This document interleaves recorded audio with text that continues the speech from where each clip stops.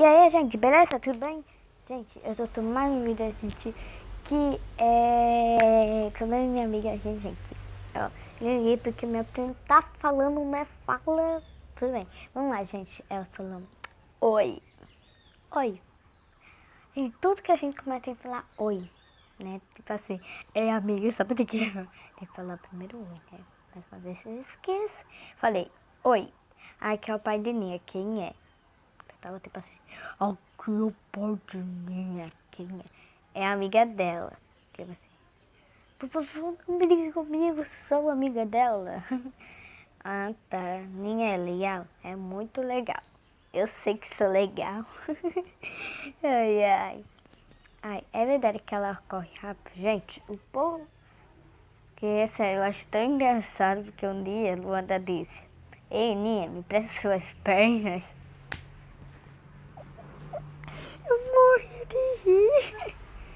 Ai, é verdade assim. Ela é o Flash. A prima dela diz que ela corre rápido. Menina, é mesmo, tchau. Mesmo que espera menina que ela corre atrás. Só uma pergunta. Gente, aí o beijo tava assim, eu queria saber. Gente, eu não gosto de ninguém, mas eu queria saber. Você acha que Ninha tá coitando? Gente, porque o povo fica me chipando. Aí vai assim, Deus me livre. Oh, por favor, hein? Você acha que Ninha tá gostando do prédio? Eu acho que sim, de quem, gente? Eu tava muito curiosa, porque eu não gosto de ninguém, né? Papai ia inventar mentira pro meu pai, né? Eu tive medo que ela pegue, que fosse meu pai, e ela pegue e contasse mentira,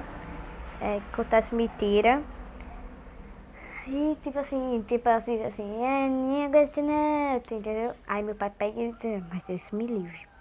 De quem? Do pé? Sim, do pé. Tchau, me diz. Oi, meu negócio de diga quem Ninha gosta, eu não sei. Sei é com S, não é com S? Tudo bem? Eu não sei quem você acha que ela gosta. Não com C. É com S. Aí pra coloquei chuta. Gente, que é só uma brincadeira aqui, tá? Gente, espero vocês terem gostado. Tchau, gente. Até o próximo vídeo. Beijos. Tchau.